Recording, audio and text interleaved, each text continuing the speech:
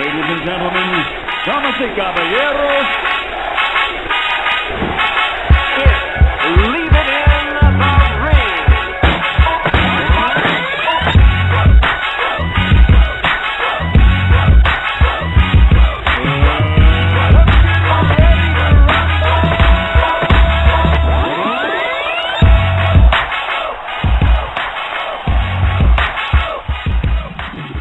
And welcome back to another edition of Leaving the Ring Radio. I'm your host, Dave Duenas, with my co-host, Gabriel Montoya, and the man behind the switchboard, Mr. David Chen. We got a lot of stuff to talk about boxing here on Leaving the Ring. We got Andre Berto, who's going to be coming on talking about his exciting fight with Robert the Ghost Guerrero from Gilroy, California. Let's get in our next guest with us right now, Mr. Andre Berto himself. What's up, brother? How you doing? You're back on live with us. Yeah.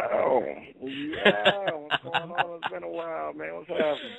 It's been a minute, brother. You know, I saw you in San Jose, and it was good to see you mingling and hanging out and stuff. And now, see you in San Jose with the main guy that was holding the main event, Robert the Ghost Guerrero. Well, it turns out to be you guys are going to be mixing it up. Yeah, man. I didn't know. I was just there, handle some things out there with the commission, and sat there and watched the fight, and it was like, that's the one they want us to go with. So I said, hey, man, let's rock. You know, we had on Robert not even a few minutes. I mean, like 5 minutes just a little while ago, and he just kept pushing the fact that he's going to smash you for 12 rounds. What do you think? That's what they're supposed to say, man. I mean, at the end of the day, I didn't see him smash anybody at 135. So him coming up to 147, I mean,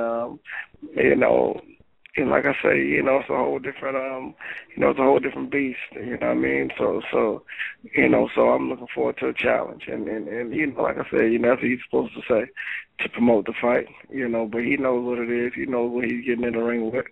So, so fight night, we're gonna see what's happening. In mentioning with this interview, he said, if you have problems with lefties, but you haven't faced a lefty like him, which he included that he's a much better lefty than Victor Ortiz. He's more skilled, and with Luis Collazo, a much more far skilled left-hand fighter that you're going to be facing. What's your thoughts?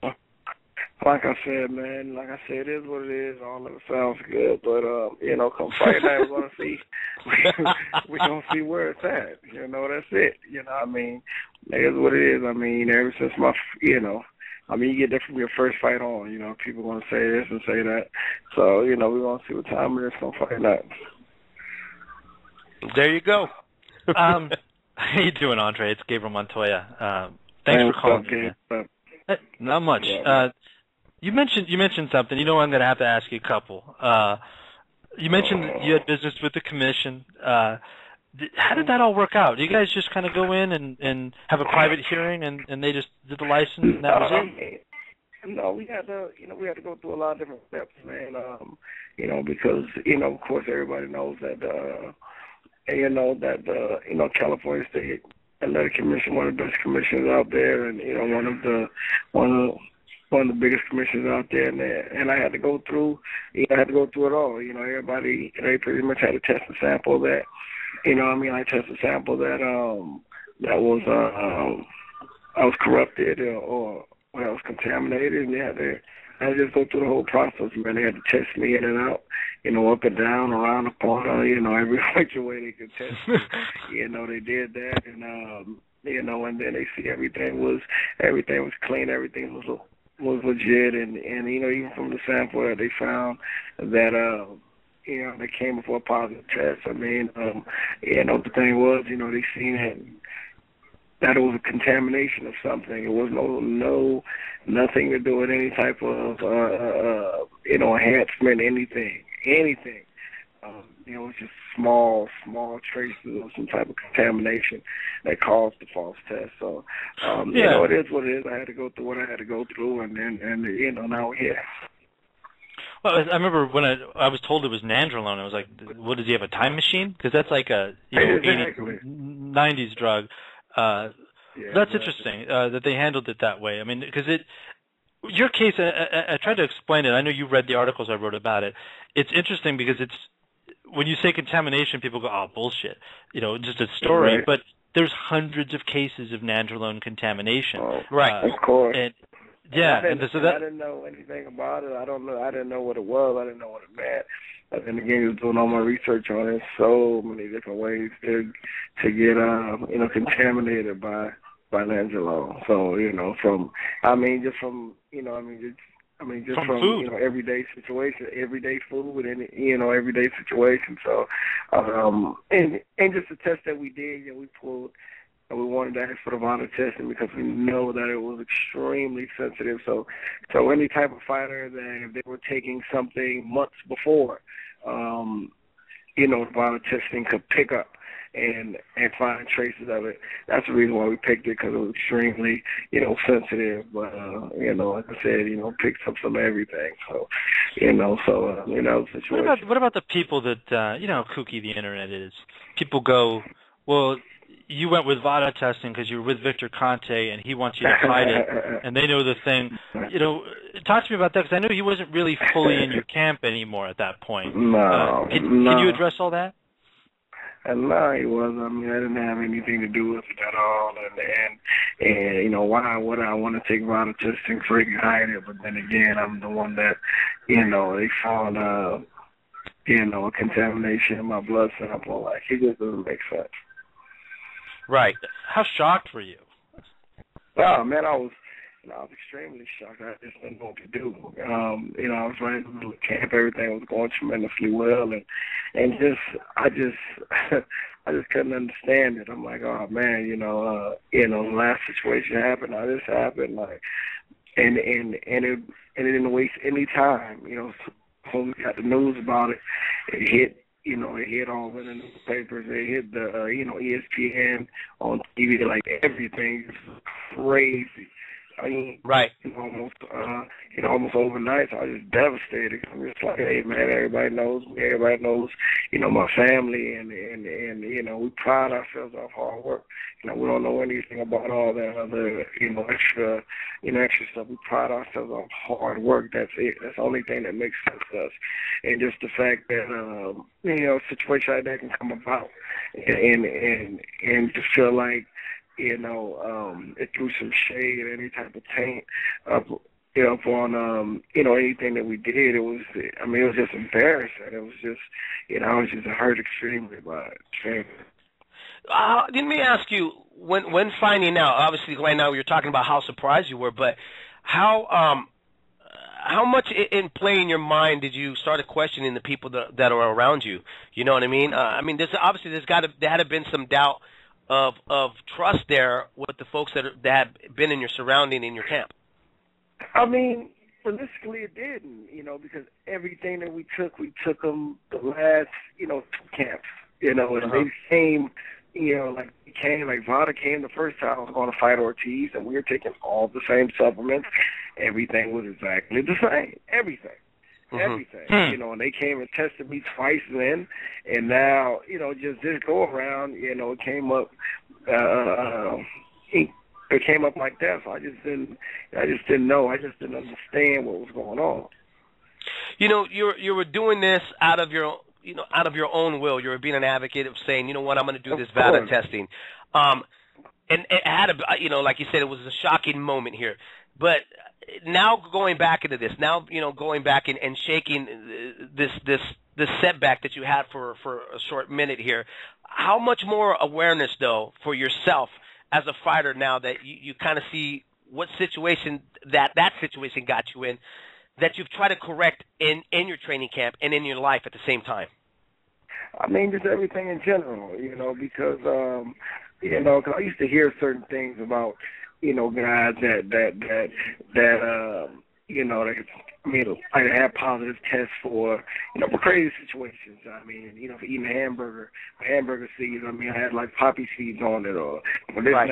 I didn't really take any of that stuff seriously at all. I'm like, okay, but now I just need being in this situation. I'm like, wow, you have to be particular. And then, just the fact that, a few months ago when I was going through the situation, the Olympics were going on, and I remember, a lot of Olympians, that were a friend of mine, they were getting advised, by the USA Commission, the USA, another commissioning guy like that. Just basically saying, hey, you go to China or you go to, I think it was China, right? Yeah. Well, this year was London. Okay, just basically be careful what you eat, because if you eat too much of this or too much of that, it can probably cause for a positive test. I'm like, wow, you know, I mean, it's real serious out there. So it was just the aspect of me just extremely, you know, just cleaning up my diet, man. You know, to the extreme, and just really, you know, being extremely careful on what I put in my mouth, because, you know, the supplements over food. You know, I mean, you know, it's just like the main approach that I'm taking. I got one more question, and then I'm done. I'll pass it over to Gabriel really quick. You know, seeing this fight, and I got to tell you, I love this fight. This is going to be a tremendous fight in Southern California, man. And I applaud you for a comeback fight. You know, coming back from this layoff, you're going to be fighting a guy that skill-wise, I think is very, very tough. But this is a division where he won a title and he fought Aiden, who was a tough welterweight, and you see that he's a tough guy. What do you think, though, he poses as a threat at 147, or do you even think he is a threat to you at 147 at all? I mean, you know, right now I believe, you know, right now I mean, everybody's a threat. Everybody's a threat. Everybody wants to, you know, be in the money division and wants to fight the top guys. That's it. You know, so they're gonna get in shape. They're gonna be in the best of their ability to do that. You know, but just me just being there at the Aiden fight, you know, watching, you know, I was, you know, I mean, you know, Aiden, he's a tough welterweight. I say tough welterweight as in, you know, putting his guard up, walking to you and taking, you know, a gang of shots just to land one hard shot. You know, he's a tough welterweight. Exactly what he did. You know, the whole fight, he just put his hands up tight and just kept walking towards, you know, Robert. You know, the only thing Robert kept doing is just kept trying to turn him. But then again, just me sitting there, I'm seeing Aiden hurt him once he started opening up a little bit. So, I mean, you know, at the end of the day, like I say, he's a very skilled fighter. You know, he's a tough fighter. You know, we'll have to see where he's at. Do you think it's going to be, I mean, because you're not I don't know if I think of you as a pure boxer. You're kind of more of a puncher. You're an explosive fighter. I know you can box. You've definitely got those kind of skills, but you're a fighter, you know. Is that how you're going to have to treat him? Because I think he's more of the volume puncher and more of a boxer. I think more of a volume puncher now at 47. You got to be rough with him, right? I think come about, you know, like a few different ways with it. I mean, like you said, you guys see me box, you guys see me bang it out. You know what I'm saying? I can punch hard. I mean, so there's a lot of different ways I can come about it. So, you know, right now we're just putting together a game plan, you know, we're trying to make sure to execute come fight night. Let me ask you something. People are hitting me on Twitter, and we'll wrap this up pretty quick. I don't want to keep hammering the same thing, but I don't like myths. I like to dispel them. And people are attributing, they're saying you guys aren't doing Vada testing because Berto refused it. And I'm pretty sure that's not true. I'm seeing guys saying that Robert refused it too, so that's kind of weird. Yeah, I mean, I think you guys both wanted it, and because of the history, right? The Golden Boy and Al kind of decided that they've made their decision what company they want to use. Definitely. Yeah, definitely. That's basically it. Pretty much everybody just came to the table. Just wanted to take Vada. Wanted to do Vada testing. So yeah, that's where I was going to go. Yeah, it is what it is. Well, you know, I'm very curious about the fight. You know, I think it's style-wise, it can't not be an action fight. I think it's going to be all that. Do you think your experience in the full-on war that was the Ortiz fight, do you think that's going to be a difference, that you've learned a lot from that fight? Or do you feel like all this has kind of interrupted your progress and it's kind of hard, you're going to have to take some time to kind of get back on track as a fighter? What has this all done for you? No, I mean, just everything in general, man. It just basically just put me in a space, you know, where I needed to be. You know, I mean, you know, within this last year, you know, I went through a lot. And I believe, you know, these are the things you have to go through as men to really, really understand the situation that you're in, understand, you know, what's going on around you, and just put a lot of things in perspective. So within this last year, I've learned a lot. Probably, I mean, just a tremendous bit, about myself, about the fight game, just about just a lot of things in general. So I believe, of course, it's unfortunate, a lot of things I went through, and and it hurt.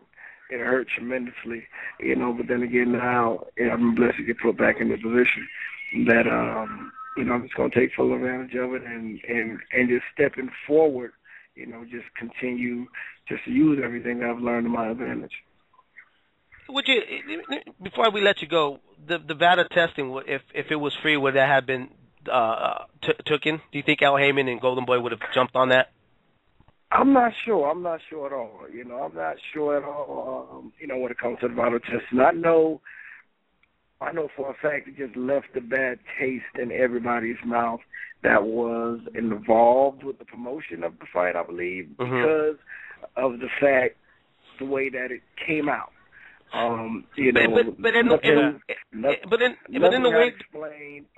Nothing got explained. Nobody knew what it was, what was going on. It was just, it was a positive test, and they just basically he just got blasted. So of course any and everybody could just take that and run with it for whatever they think it is. So I believe that's the way they carried the situation. I think it just left a bad taste in a lot of people's mouths. So do you think in a lot of ways that this fight, not only alone you're facing Guerrero, but at the same time you're facing him trying to, clean up your name with some of the fans that have kind of labeled you, a cheater and stuff? Okay, I mean, of course, I believe the only thing that people want to see right now at this point, they see me go through the stuff that I went through, but then again, they just want to see me back in the ring with performance. That's the only thing that's going to make sense to them. They want to see me continuing, going through testing and continue to, go in there and fight. So that's what I plan on doing. I applaud you for that. Yeah, I applaud you for not just the tough fight, but for the fact that you continued with the testing. I think your case is really interesting to me, and I felt it was really important to write, a couple things about it and be really clear because we were talking to somebody earlier because apparently Eric Morales has tested positive. Not every drug is equal, and you got to look at those things. I think it's important for us to look at things case by case. Your case is so different than everybody else's case. So I know you got to get going, but I want to thank you for coming on and being absolutely honest with us, Andre. Thank you.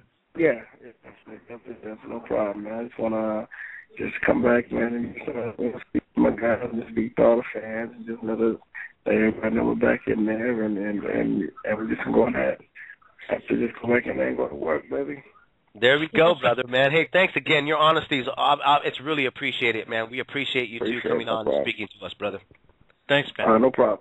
Thanks. All right, champ. Take care.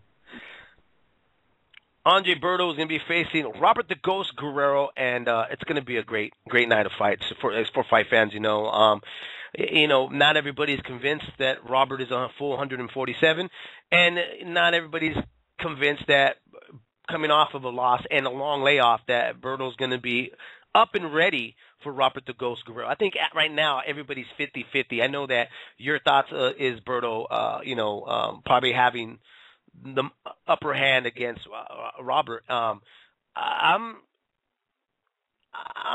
like right in between that fence, but I'm really leaning with Robert just because of the consistency, and he's continued to impress and really show, that he's just got it. He wants it, I'm not saying that Berto doesn't want it as much, but I think there's more writing in terms